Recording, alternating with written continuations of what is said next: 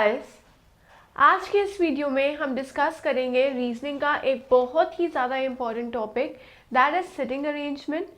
अब sitting arrangement एक ऐसा टॉपिक है जिसकी बहुत ही हैवी वेटेज होती है, बहुत स्कोरिंग होता है ये, लेकिन थोड़ा सा ट्रिकी होता है। तो हमें यहाँ पर बहुत ज़्यादा फोकस्ड रहना पड़ेगा। यहाँ के जो बेसिक रूल्स हैं उन्हें हमें समझना पड़ेगा कि एक्चुअल में सिटिंग अरेंजमेंट है क्या और इनके क्वेश्चंस को हमने क्या टेक्निक यूज़ करके सॉल्व करने हैं। Sitting arrangement as a name suggest, हमें पता है कि अरेंजमेंट है कैसे कोई भी एक पर्सन या थिंग बैठी हुई है इन अ सर्कल, क्योंकि आज हम कर रहे हैं sitting arrangement where the topic will be circle, जहाँ पे अरेंजमेंट हमने करना है इन अ सर्कल। अब एक सर्कल में क्वेश्चन में बताया जाएगा आपको कि कितने लोग बैठे हुए हैं। वो डिपेंड करता है क्वेश्चन में, अगर छोटा क्वेश्चन है तो 4 या 5 दिए जाएंगे, मैक्सिमम से मैक्सिमम आपको 12 to 16 पर्सन्स भी दिए जा सकते हैं। And there you have to arrange all those persons in a proper order. जैसे आपको कंडीशंस दी जाएंगी क्वेश्चंस में, वैसे वैसे आपको सॉल्व करते रहना है। जब हम बात करते हैं सिटिंग अरेंजमेंट सर्कल की, तो यहाँ पर 3 टाइप ऑफ क्वेश्चंस आते हैं। बेसिक टाइप 2 है और एक दोनों को कंबाइन करके है। तो फर्स्ट है फेसिंग टुवर्ड्स सेंटर,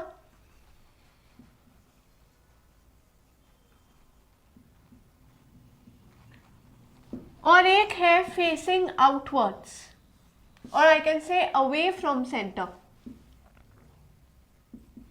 ये दो ऐसे कॉन्सेप्ट्स हैं जो सिटिंग अरेंजमेंट का बेस है।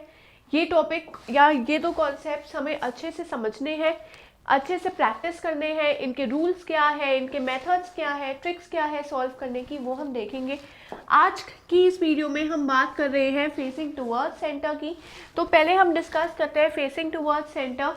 फेसिंग टुवर्ड्स सेंटर मतलब अगर ये सर्कल है और आपके पास गिवन है क्वेश्चन में कि आपको अरेंज करने हैं 4 people which are facing towards centre, तो हम यहाँ पर बनाएंगे 4 पॉइंट्स। वो 4 पॉइंट्स क्या हो गए, point 1, point 2, point 3 and point 4। और जब भी बोलते हैं फेस टुवर्ड्स सेंटर तो हम एरो सेंटर के टुवर्ड्स करते हैं। अगर ये सेंटर है तो एरो हमेशा इसी सेंटर के टुवर्ड्स रहेगी। तो ये इंडिकेट करता है कि ये 4 जो पर्सन्स हैं ये सेंटर में फेस कर रहे हैं। और जब भी सेंटर की बात आती है, अभी हम बात कर रहे हैं फेसिंग टुवर्ड्स सेंटर, सेंटर के लिए इम्पोर्टेंट रूल क्या है हमारा, कि जब भी ये बोलेंगे कि पर्सन लेफ्ट में है किसी दूसरे पर्सन के, तो लेफ्ट का मतलब होता है क्लॉकवाइज और राइट का मतलब होता है एंटी क्लॉकवाइज। क्लॉकवाइज डायरेक्शन होता है वो डायरेक्शन जिसमें घड़ी का टाइम चलता है, और वो कैसे चलता है, लाइक दिस। तो जब ऐसे चलता है तो ये होता है क्लॉकवाइज, लेकिन जब उल्टा चलता है, जब डायरेक्शन ऐसे होगा तो ये होता है एंटी क्लॉकवाइज, जो होता है क्लॉकवाइज का ऑपोजिट। तो जब सेंटर में फेस कर रहे होते हैं तो क्लॉकवाइज का मतलब होता है ऐसे, और अगर लेफ्ट दिया हुआ है तो हमेशा क्लॉकवाइज चलेगा। फॉर एग्जाम्पल मैं बोलूंगी A is second to the left of C. अगर ये बोला है A is second to the left of C, तो यहाँ पर अगर सी गिवन है, सी के रिस्पेक्ट में ए की पोजीशन दी है, तो 1 2 3 4 पोजीशंस में से हम सी को सर्कल में कहीं पे भी प्लेस कर सकते हैं। फॉर एग्जाम्पल मैंने सी को यहाँ पर प्लेस कर दिया और दिया गया है second to the left of C, तो सी से लेफ्ट चलेगा।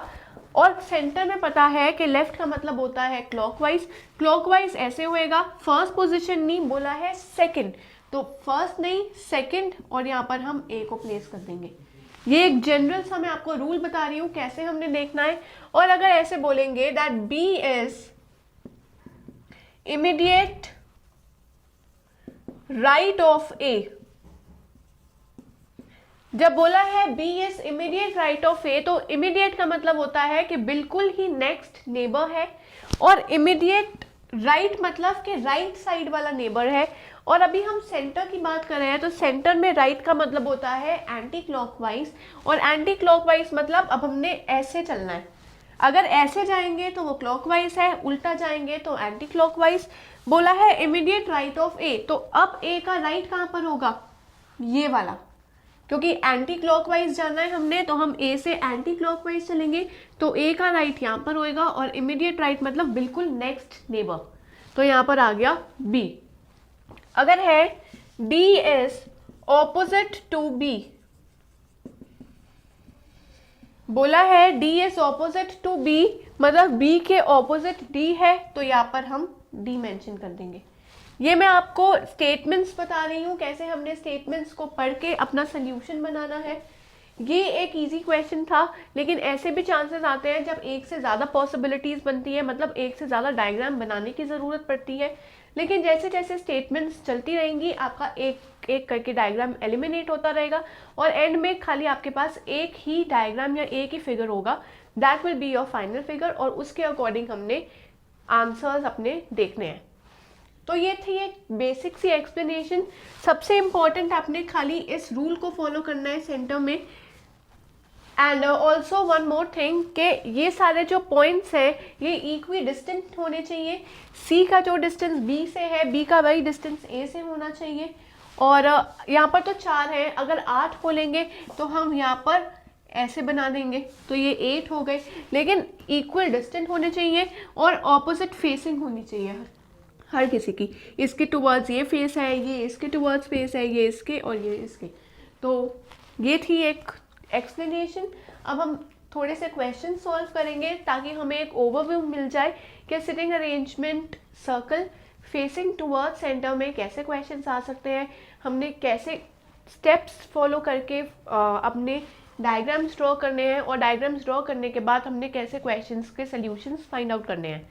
तो आइए अब हम फर्स्ट क्वेश्चन की तरफ चलते हैं और देखते हैं कि क्या क्वेश्चन है और कैसे ट्रिक से हम सॉल्व करेंगे।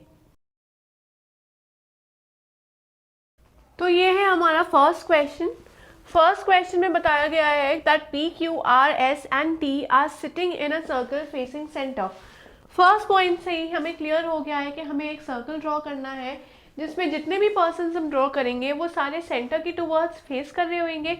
और जब भी बात आएगी सेंटर के टुवर्ड्स फेस करने की, तो एक चीज़ मेरे दिमाग में इंस्टेंटली स्ट्राइक करनी चाहिए, दैट इज लेफ्ट मतलब क्लॉकवाइज एंड राइट मतलब एंटी क्लॉकवाइज। बहुत ही इंपॉर्टेंट रूल है ये, इसी रूल के अकॉर्डिंग आपके डायग्राम बनेंगे। अगर ये रूल गलत हो गया तो पूरा डायग्राम गलत होगा, और अगर डायग्राम गलत है तो आंसर्स भी डेफिनेटली रॉन्ग ही होंगे।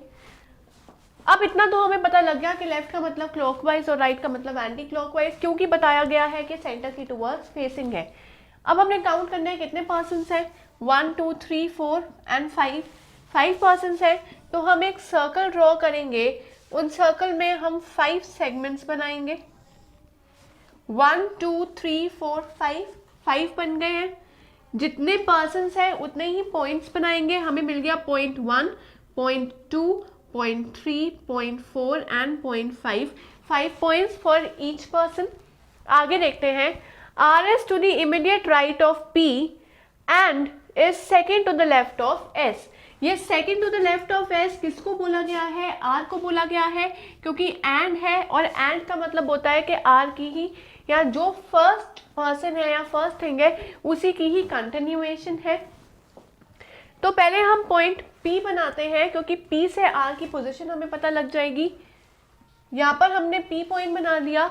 बोला है R is to the immediate right of P। Immediate right of P मतलब इमीडिएट बिल्कुल राइट में R है।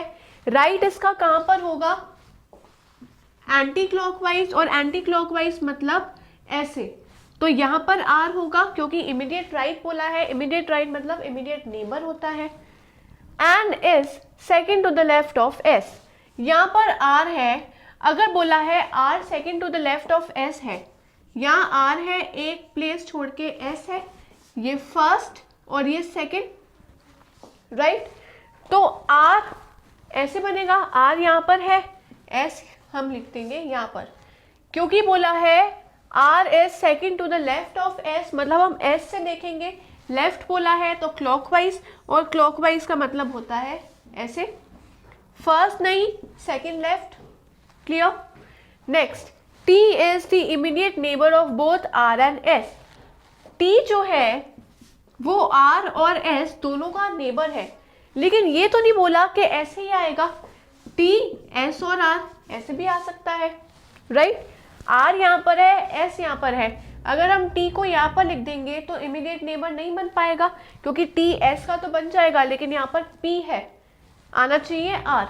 लेकिन अगर हम टी को यहाँ पर प्लेस कर देंगे तो टी आर का भी नेबर है और टी एस का भी नेबर है। क्लियर? अब ये एक प्लेस जो है ये ब्लैंक है, हम इसको फिल कर सकते हैं, क्योंकि हमारे पास 1 2 3 4 पर्सन्स के नेम हमें पता है। एक पर्सन रह गया, कौन सा? P है, Q नहीं है, तो यहाँ पर आ जाएगा Q। ऐसे हमने हर प्लेस पे एक एक पर्सन को प्लेस कर दिया है हर पॉइंट पे। अब हम चलते हैं सोल्यूशन की तरफ। Who is sitting to the left of R? R के लेफ्ट में कौन बैठा है? अगर लेफ्ट है, मैं यहाँ पर लिख देती हूँ immediate left of R. Who is sitting to the immediate left of R? R के इमीडिएट लेफ्ट में कौन है? इमीडिएट लेफ्ट, लेफ्ट मतलब क्लॉकवाइज, और क्लॉकवाइज में है P, तो हम बोल देंगे P is to the immediate left of R. अगर इमीडिएट लेफ्ट नहीं बोला होता और यहाँ पर लिखा होगा who is second to the left of R. अब आर के सेकेंड लेफ्ट पे कौन है? ये फर्स्ट लेफ्ट है, ये Q आ गया सेकेंड लेफ्ट, तो हम बोल देंगे Q is second to the left of R. तो कहने का मतलब है कि अगर आपके पास एक डायग्रामेटिक सोल्यूशन अवेलेबल है तो क्वेश्चन चाहे जो मर्जी आए हम सारे सॉल्व कर सकते हैं। जस्ट द थिंग इज कि हमें डायग्रामेटिकली स्ट्रॉन्ग होना चाहिए, हमें पता होना चाहिए हमने अपने डायग्राम्स को कैसे बनाना है। उसके लिए ये रूल बहुत इंपॉर्टेंट है, left clockwise and right anti clockwise. तो हम सॉल्व करते हैं अब सेकेंड क्वेश्चन। सेकेंड क्वेश्चन में हमें गिवन है that ABCDEF are sitting in a circle facing centre. Again first statement को देख के ही हमें आइडिया हो गया है कि हमें एक सर्कल को ड्रॉ करना है, और उस सर्कल में देयर आर 1 2 3 4 5 6 पीपल। 6 पीपल मतलब 6 पॉइंट्स बनाएंगे, 1 2 3 4 एंड 5 6, ऐसे हमारे 6 पॉइंट्स बन गए। आगे देखते हैं, A is second to the right of D। अब A की पोजीशन D से हमने करनी है, तो फर्स्ट पॉइंट जो है वो हम 1 2 3 4 5 6 पॉइंट्स में से किसी भी पॉइंट पे हम प्लेस कर सकते हैं D को। सपोज मैंने प्लेस किया D को यहाँ पर, और बोला गया है A is second to the right of D। Facing centre है, राइट का मतलब एंटी क्लॉकवाइज, एंटी क्लॉकवाइज मतलब दिस, और बोला गया है A is second to the right, तो ये फर्स्ट राइट हो गया और ये सेकेंड राइट हो गया। यहाँ पर हमने A को प्लेस कर दिया। Second to the right of D, who is third to the left of F। Who से पहले वाला जो पर्सन है उसके लिए हु के बाद वाली स्टेटमेंट होती है, मतलब D is third to the left of F। यहाँ पर D है, D जो है F के थर्ड है, फर्स्ट सेकेंड एंड थर्ड ऐसे आएगा, और बोला गया है कि D is third to the left of F, लेकिन D गिवन है तो 1 2 3 F यहाँ पर आएगा। अगर 6 पर्सन्स हैं, वन मोर इम्पॉर्टेंट पॉइंट, अगर 6 पर्सन्स हैं और दिया गया है कि पर्सन जो है थर्ड लेफ्ट है या थर्ड राइट है, मतलब वो डेफिनेटली उसके ऑपोजिट होगा। डेफिनेटली अगर यहाँ पर दिया हुआ है तो इधर होगा, यहाँ दिया हुआ है तो इधर होएगा। जितना भी हमें दिया होता है नंबर उसका हाफ मतलब ऑपोजिट, तो F T के ऑपोजिट आ गया। Next, C is third to the right of E and is not an immediate neighbour of F। E यहाँ पर नहीं आ सकता। अगर E यहाँ पर हम प्लेस करते हैं तो बोला गया है C is third to the right of E, 1 2 3, यहाँ पर तो नहीं आएगा। अगर हम E को यहाँ पर प्लेस करते हैं तो 1 2 3, यहाँ पर C आ जाएगा। क्यों? क्योंकि वापस से हमने एंटी क्लॉकवाइज चलना है, क्योंकि उसने बोला गया है यहाँ पर राइट, और राइट टुवर्ड सेंटर मतलब एंटी क्लॉकवाइज। तो हमने ई से सी की पोजीशन देखनी है, ई 1 2 3, थर्ड राइट आ गया। नॉट इमीडिएट नेबर एफ आ गया। अब हमें देखना यहाँ पर ये है कि ये वाली प्लेस जो है किसकी आएगी, ए बी नहीं है तो यहाँ पर आ जाएगी बी। फिर हम अपना क्वेश्चन सॉल्व करते हैं। Who is third to the left of E, E से हमने देखना है थर्ड लेफ्ट पे कौन है, लेफ्ट मतलब क्लॉकवाइज। अब हमने चलना है क्लॉकवाइज, 1 2 3, आंसर आ गया यहाँ पर सी। और ऐसे ही मैंने आपको बताया है कि थर्ड बोला है और 6 पीपल है तो डेफिनेटली ऑपोजिट आएगा, यहाँ पर भी ऑपोजिट आ रहा है, तो third right third left of E आएगा हमारा आंसर सी, क्योंकि सी जो है वो थर्ड लेफ्ट पे है, लेफ्ट मतलब क्लॉकवाइज, ई से क्लॉकवाइज देखते हैं 1 2 और 3 तो थर्ड लेफ्ट।